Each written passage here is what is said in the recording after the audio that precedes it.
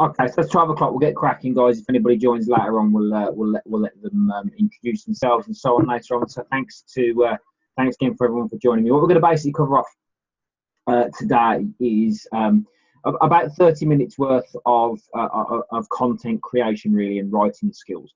Probably we'll do a series of these again, not really anything massively structured, just to give out information on tips really on how to write effective content. What I'll do at the start, we'll do a Q&A at the end. What I'll do at the start is basically go through some mindset things really on content creation. So I think it's important to come into this thing with the right mindset first and foremost before we even engage in writing anything down. And the first thing to mention is, as always, is content creation, particularly email writing, is a constant thing. It shouldn't be done, in my opinion, when you just need clients. I think one of the biggest problems, with the industry and trainers is they market when they need clients, and that's the only time they ever market. They don't market consistently. So that then, the mindset or the approach to that comes across very scarce, or comes across occasionally as very desperate, because it looks like they're just selling instead of actually trying to build a relationship. So probably from a mindset point of view, the first thing you want to remember is that whilst we all need clients occasionally, and we all need to recruit more people, what you're not trying to do with your content creation, what you're not trying to do particularly with writing emails, is make them sound too salesy or make them sound desperate, or do it just when you need clients. So that's probably the first thing to say. You're not writing emails weekly, daily, whatever, however frequent they are, in the aim of getting an immediate result, unless you're selling a commodity, which normally a lot of people aren't. They are trying to sell an exclusive service, and if you're doing that, your aim is to build a relationship. So the problem with a lot of email marketing particularly is that when people do it, because they do it based on that mindset, that paradigm of I need clients now, what happens is, if they don't get a client off that one email, or the second email, or the third email, they then panic and say it's not working and stop. And that's really the challenge that a lot of trainers face, particularly or across most businesses, is the immediacy of, well, I haven't got a client, I've sent one.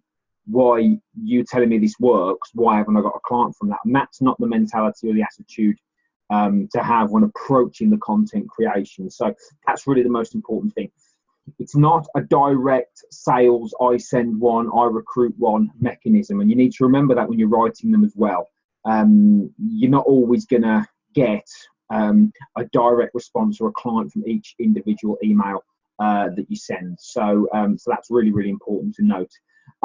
So that's really the mindset approach of this sort of thing, really, is to say that, you're doing it as part of a relationship building process. Now, if you're watching this for the first time, or you're working with me for the first time, what we're in the business of doing, because we're selling an exclusive service, you have to remember, to get a better quality of client, you are building a relationship with that client. Now, whether or not you're building a relationship with that client prior to recruiting them, or whilst you're working with them, the most successful trainers have got a good relationship with a client. And if that relationship is built prior to the sales process, as in sitting down, consultation, free session, that sort of thing, it makes it even stronger. And that's what you want to look at these emails for. You need to be looking at it is, am I convincing the right person to take action eventually? Because when they do, like I've always mentioned, one of my clients who's been with me since February, and that's, oh God, that's easily a £3,000 to £3,500 for the PT business.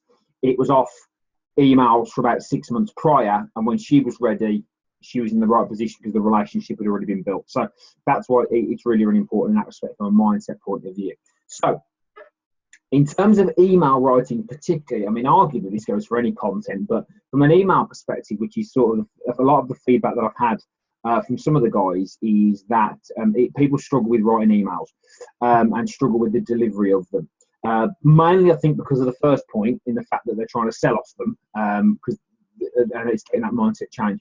But in terms of structure, there's no right and wrong with this, but there tends to be a structure that when you research a lot of internet marketers, a lot of writers, a lot of copywriters, there tends to be a structure that these guys follow. Okay, and the way it's done is in an acronym which is called AIDA, which is AIDA. So AIDA, and that is attention, interest, desire, action. So AIDA, AIDA, attention, interest, desire, action. That's how it tends to go. And what you want to do is you want to look at it as a funnel, so an actual funnel in that respect. So the first and most important, in my opinion, part of the email is the attention bit, okay? And the attention bit is A, your headline, and then B, that initial sort of introduction. So the headline should be something that's captivating, should be something a little bit arguably outrageous, a little bit different, just to make sure that gets opened. And that's the main goal, to get it open. Now, you want to put as much effort into your headline as you do anything else. It's quite easy when you're going through the motions, getting bored, getting frustrated, to throw up a lazy headline. Don't do that. Think about a headline. Think about something that's gonna get read. And normally, the more outrageous, the better. There's a book that I've had recommended to me, which I've not read, I think it's called Outrageous Advertising by a guy called Bill Glazer. And Bill Glazer is quite a popular guy in the advertising forum, so I'm going to have to get that. But one of a really, really good resource I've said before, I've emailed out before, is a free PDF, 350 of the best headlines ever written. So if you Google that, you'll get a link to basically a free PDF of 350 of the best headlines ever written, including one of the most famous ones, which was a newspaper headline, which was, "Do you make these mistakes in English?" which was one of the most famous headlines of all time for some reason. But that'll give you an idea of how to do it. Also, again, Hypnotic Writing by Joe Vitale or anything by Dan Kennedy, particularly any copywriting books, The Ultimate Sales Letter or anything like that by Dan Kennedy will do the job. So back to this AIDA. So AIDA, attention. So that's your headline. The initial attention of the content of the body. You might have noticed the way I do it, and if you follow Paul Moore, the way he does it, and the way a lot of hypnotherapists and NLP people do it, is they start with a story. So they start with a story of some kind, which leads then into like what they call a segue, which is, oh, I'm glad you mentioned that. And on that note, so mine this morning was, I'm trying to get some people to sign up to boot camp for the rest of the year. People sit on the fence. So I told a story about when I had a splinter in my thumb once from jumping over a fence. So the initial story is irrelevant. Don't worry too much about tips and giving out tips. That's later. What you've got to do initially is grab that attention, because if you start off with a tip or something that the client arguably already knows, you're going to struggle. So always try and maintain that, right, captivating headline, and then the attention should be a story. The best way to tell stories is real life. So something that happened to you, because people can relate to that. Remember, again, it's not new information. You talk to any internet marketer or any top-level fitness professional. The best fitness professionals are the guys who make it real, and they make it appropriate to the audience they're trying to talk to. So stories are great. So begin with the end in mind a little bit, and think about what is the ultimate goal of the email, and then how is the story linked to that. So for me, today, and I've already thought of tomorrow's as well. Today is, I'm trying to get people off the fence. So, the story is that the splinter in my thumb, which links into getting a splinter on your backside from sitting on a fence, which then links into get off the fence, do something. Yeah. So that's how that tends to work. Yeah. So just think about the attention. The next one is the interest element. So is the interest element of it, which is creating an interest basically in what you're looking to do. So if what you're looking for the client to do. So one way I heard this described was, in a way, what you're doing is you're agitating your client. So you agitate them about a problem that they might have. So you create, so it's that holding their interest. Yeah. So once you've grabbed their attention, you hold their interest. Yeah. By talking about something relevant, something raw, and something that's interesting. And you keep them there. Yeah. You keep them there, and you keep them in this interested stage of where are they going with this? Where are they going with this? Okay. So that's how your story fits in. Where are they going with this? Where are they going with this? Okay. So that's your interest bit.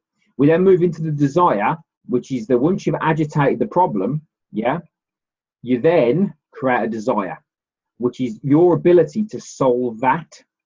So once you've got their attention Once you've generated interest, you've then got to create a desire in what you do, linked to those other two elements. What I see a lot of with emails, it's very fragmented. It's very, oh, this happened to me yesterday, buymyshit.com.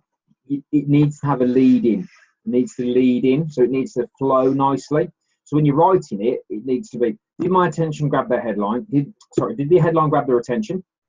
Did that opening bit also sort of give them a good lead in? Am I generating, are they interested in this story? Is it keeping them, would it keep them reading? And then you create the desire. Okay, so they create the desire. So if I look at this morning's how it flowed, it was, the headline was "Bend Over, This Might Sting a Bit," okay, which is gonna grab attention. Don't be afraid of being yourself. You don't have to be offensive, but don't be afraid of being a little bit out there, a little bit kooky, because that's what's gonna get attention. So that's the attention. The interest was the story about me growing up in the Wisely and the Licky Hills and getting a splinter in my thumb. So that's going to keep people reading to go, where's he going with this? Then the desire was the, okay, well, are you on the fence with your fitness? Now, if you think about a common problem that a lot of people face with their fitness, it's they don't make a decision, they don't do anything, and they're in an R-in or they put things off. So what I was doing was saying, well, now you're interested in this story. Well, is that you? Are you that sort of person that puts things off, that sits on the fence, that does all this sort of stuff? So at the end of the email, there then was the final bit, which was the A, which was the action, which is the final A of ADA, which is here's what you need to do to fix that. So just to go over that again: attention, headline, lead-in, interest, story. Yeah, is it an interesting story? Is it an interesting email? Tips, great, but they're not really interesting. Yeah. Then desire. So the desire is, well, this is my story. How that applies to you, and how does that help you?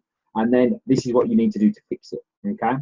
Now remember, we're in the problem-solving business. Okay, so we're in the problem-solving business. So what we're trying to do here is solve people's problems.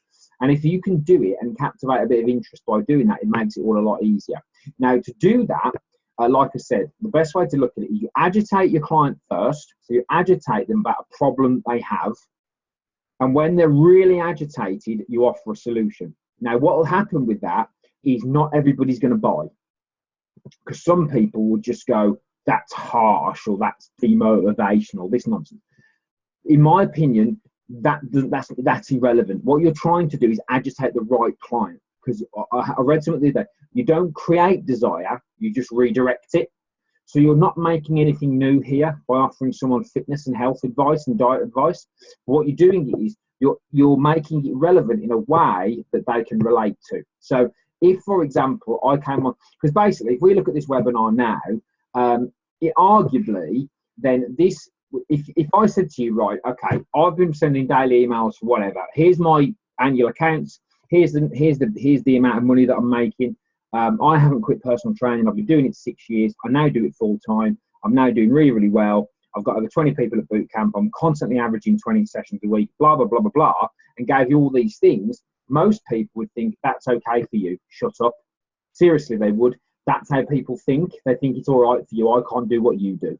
But if you then point out about their situation and say, like you might have noticed, the trainer emails that I send are, oh, it's Christmas, we see a lot of trainers quit at Christmas, is this going to be you? What you're doing there is you're agitating people about facts, not personal, but facts. Then what you do is offer them a solution. Most of them, 70 to 80% of them will probably go, yeah, that's just annoying. But 20% will go, yeah, that's me, I need to fix that problem.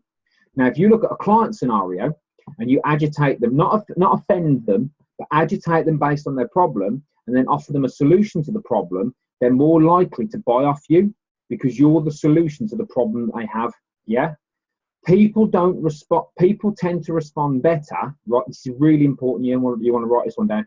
People tend to respond better when you talk about what they're likely to lose rather than what they're likely to gain.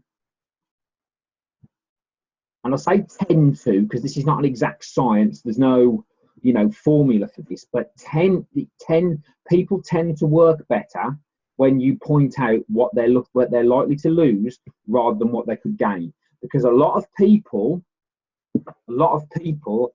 especially overweight people, they've never been fit and healthy, so they don't know what that looks like, but they do know what it's like to be out of shape and unfit. Yeah? There tends to be this erroneous belief, particularly in fitness, that it's all inspirational stuff. It all has to be motivational stuff. Everything's got its place. Everything's got its place. Now, you don't have to offend people, but it tends to work better when your stories are like, well, here's what could happen if. Are you frustrated? Are you feeling unattractive? Are you feeling, are you lacking confidence? So of the more quote unquote negative side, which is probably where a lot of your clients are, if they're in that negative state, they are more likely to act. They're not going to act if they're feeling good. Because I've got some of my existing clients who read my emails every day, right? They just read them to keep them on point, but it doesn't make them want to act. Because if I've got somebody who's doing 3 boot camps a week, they're just reading them as a reminder. But if I've got somebody that's totally unfit, totally lacking confidence, feels bad about himself, then my job is to agitate and solve, agitate, solve, agitate, solve, which is you get them in a place where they feel like they need to act, and then you provide the solution. Yeah, because I don't know about you, when I got qualified as a PT, what made me join Inspiring Fitness and join the franchise was a really, really bad day at work. I hated my job, hated it, and I said, I've got to do something here. And then luckily enough, I found this. I wasn't like, yeah, man, I've got loads of money in the bank and I'm ready to change. And it wasn't like that. I was at a place where I had a problem, which then I found a solution. But the problem was at its most severe. I was at my most agitated at that point. So that's when I changed. Yeah. So you need to make that really, really clear. What you're trying to do with your emails or any communication, a lot of times, is point out what they could lose, not what they could gain, because the gains are fairly obvious. Get fit, feel better, feel healthy, that sort of stuff, lose weight. That stuff tends to be obvious. Now, you need to point that stuff out, but when you're writing an email, you want people to act. And if they unsubscribe, that's okay, because they're acting, they're doing something. Now, it niggles at all of us. We all get a bit, when a client leaves either the list or leaves you or whatever, we all get a bit sort of, it does our heads in. But the truth is, if somebody's acting, if somebody's on your list and they unsubscribe, what they're saying is, I don't want this information from you, and that's okay. Yeah, that's okay. But at least they're doing something. Your job with your written word is to get people to act, not get people to read it and go, well, that's nice. It's to get people to act. Some people will go, that's how they act, and that's fine. Some people, what will they do? They'll go, he's the man. Or she's the woman, yeah, and then they'll act. So back on the point. So if you're not getting any sales now, and we're in middle of November nearly, what do you think is going to happen naturally? Because no matter what anybody says, there is a seasonal element to this business. Now, it doesn't mean you should use that as an excuse, but there is a seasonal element to this business. So what do you think is going to happen come January if you're the guy sending regular emails? Do you think you're going to be front of the queue? If you're doing regular holistic updates, I don't mean just one medium. If you're doing your Facebook stuff, your videos, your email, if you're doing all these things that you might be getting frustrated by because they're not getting results now, what do you think is going to happen come January, February next year, especially on the email front? You're going to be the one. I mean, I look at every day and I see names of people reading my emails. They could be the people that come to me in January, February time. But if I'm not sending those emails, then I'm with everybody else. I'm at the back of the queue. Whereas that's what you're doing at the moment as well, which again is a mindset thing, which goes back to the mindset point I was making of you don't just do it when you need clients.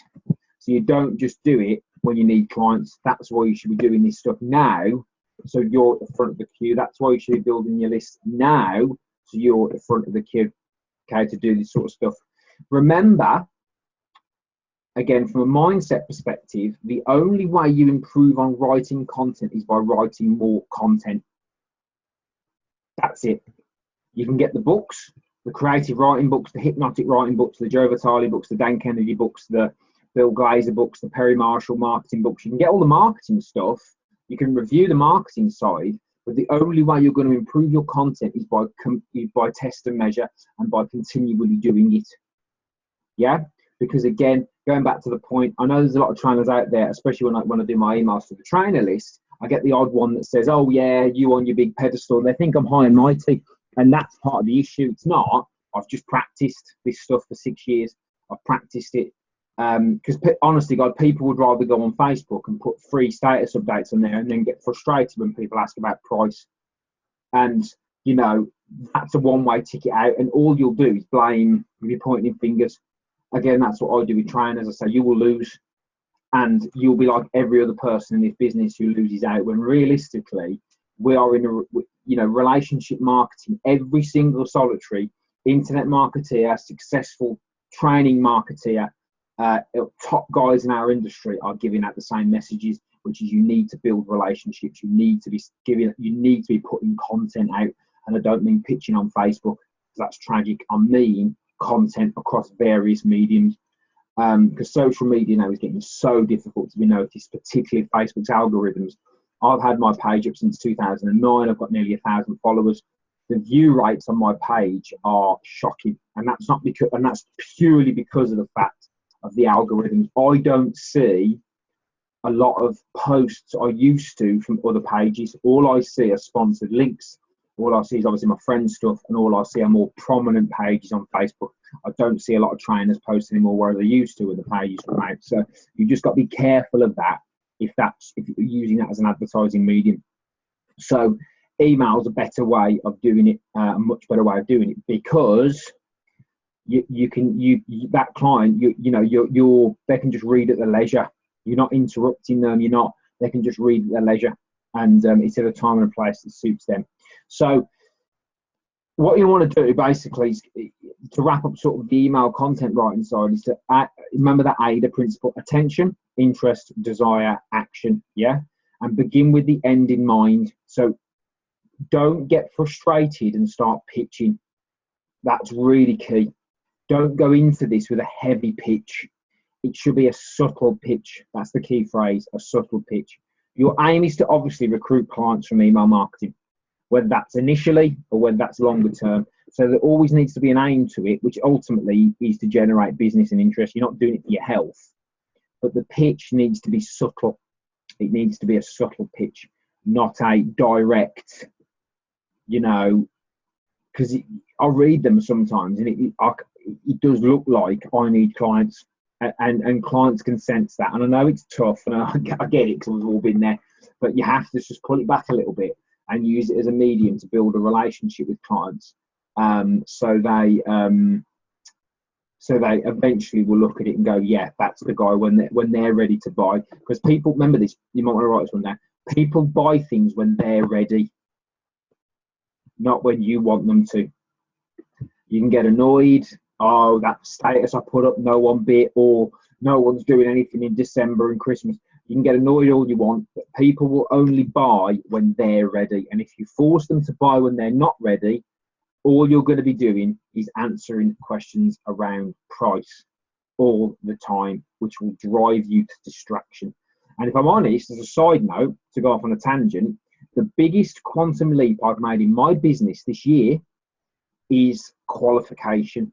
And by that, I mean I'm very specific on who I want to work with, particularly on the group fitness model. I have turned down cash payers. I have turned down part payers who wanted to pay for half a month. I have turned down people who wanted unnecessary discounts. I've disqualified good, honest people from my contests. Not being nasty, running a business to say these are the standards. And that alone means I get a better quality of clients. So the 20 odd people now at boot camp, and last year we had 3 or 4 at this time of year, the reason why I've got those people is because I'm very clear on who I want to work with. And I've basically qualified those people and said, this is how it is. And it makes for so much more better business. And email's a better way to do that, because what you're doing is you're saying, this is who I am. This is who I am. Yeah, I am this person. And this is what I do. And that's okay. Be yourself. And that's what email allows you to be. And social media is to a certain degree. But social media is very, very noisy. It's very, very noisy. Remember that. And it does come across there's something about pitching on social media. I don't know about what you guys think, that is really tragic. There's something about it that just stinks of desperation. Whereas with email, even if it's a pitch, you kind of expect it. You kind of expect to be sold to an email. It's like, I've had an email, so-and-so's tried to flog me something. You kind of expect it a little bit. But with social media, it's tragic. It looks, and trust me, I'm not being nasty, it looks desperate and tragic. But with email, you can build the trust and say, well, if you send out 10 good quality content emails, you then build the trust to pitch that person at their level, rather than just, people want to watch funny videos on social media. They don't want to be sold to. So unless you pay, if you pay, it's fine. But if you're doing it for free, you're going to struggle returning investment. Because remember, emails are social media is easy. Social media, to update a status is easy. It's got its place, but it's easy. Writing emails every day and improving and learning how to write content properly isn't easy. So just to close out on that, before I do some Q&A for 5 minutes, remember, attention, 350 of the best headlines ever written, interest, story, real life story, Christmas, bonfire night, winter, autumn, stuff that annoys people, real life. Desire, so create some desire on behalf of your client, so some like they feel the need to do something, and then give them the solution. Yeah, and the best way for your solution mindset is agitate a problem that they might have, and then you provide the solution. Don't point out the obvious benefits of training, because that's obvious. Point out the indirect benefits. The classic one, which is often frowned upon, is that you get more sex if you exercise more and look good, which is guys, is true. But people go, oh, you can't talk about that. Well, it's true, and some people might go, do you know what? Yeah, or do you know what I mean? But it's, obviously you got to word that correctly, but it's true. That's real life, and people are more likely to respond to that because they can relate to it better. So we have about 7 minutes. So guys, questions then, very quickly. If you've got anything you want to ask, chat box on the bottom here. On the bottom line, there's a little chat box here at the bottom. Just type in a very quick question there, we'll get them answered. Off you go. Let's see what we've got. Thank you for your time today, guys. I appreciate it as well.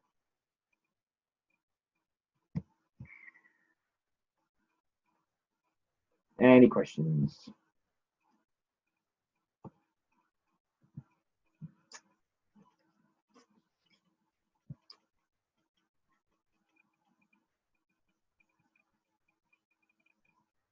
Any questions? I can see typing, so now I'll sit here patiently. There we go. Okay.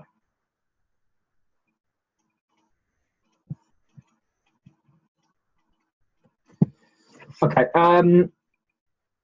With content creation, the question was struggling with content.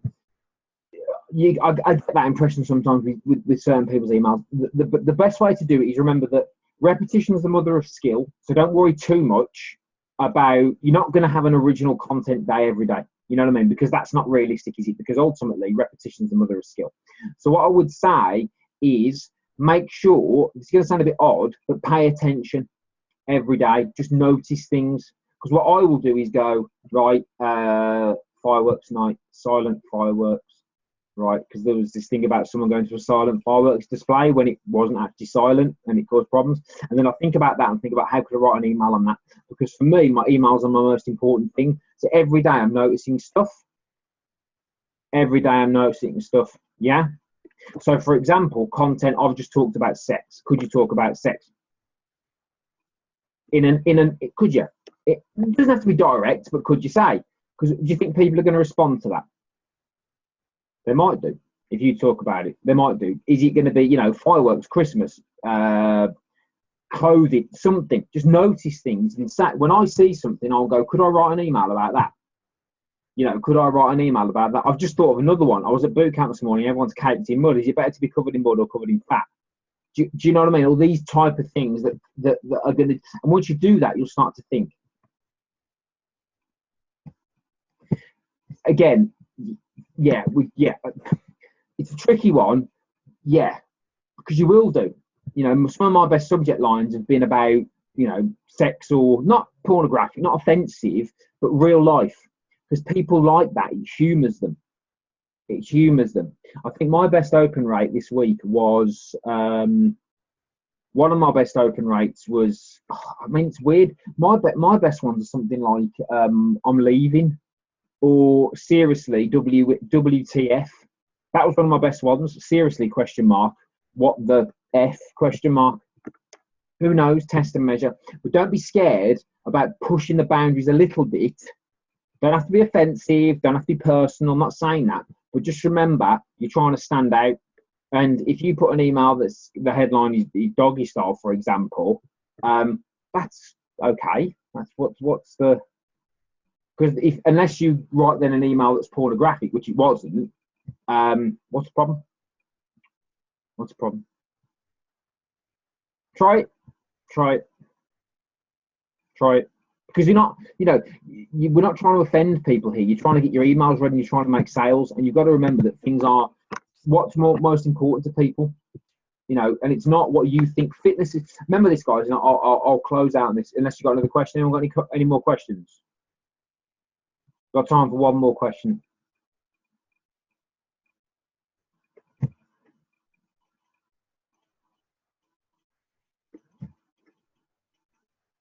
Any more questions?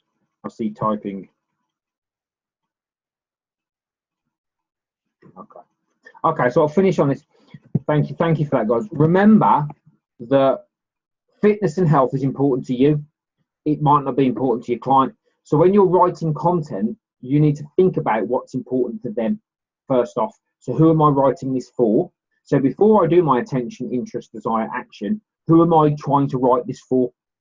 And what's important to them? And if feeling more confident, getting more dates, going out more, being, you know, wearing better clothes, playing with the kids is more important to them, right on that basis. Because pointing out obvious tips, whilst that's not a bad place to start to get your confidence up, long term is what's going to get people just bored of it. And the last thing you want is people to be bored of it. It's better for people to go because they don't want the free content than be bored of what you're sending because you're constantly either pitching, looking desperate, or just pointing out obvious health and fitness tips, which most people nowadays with the information age know. So that's it. I'll wrap that up, guys, because we've got about 2 minutes before we close off. So that's it for now. Any questions at all that you need, don't hesitate to give me a shout. I am going to upload this video now to YouTube as well, so it will be on our YouTube channel. So if you want to rerun, you can check it out over there. But if you need to contact me through the usual measures. Go onto the forum. Phone is better, but you can email me. Just give me 24 hours for response. Keep up the good work, and I'll speak to all of you guys very soon indeed. Thank you for your time on a Saturday afternoon. See you soon.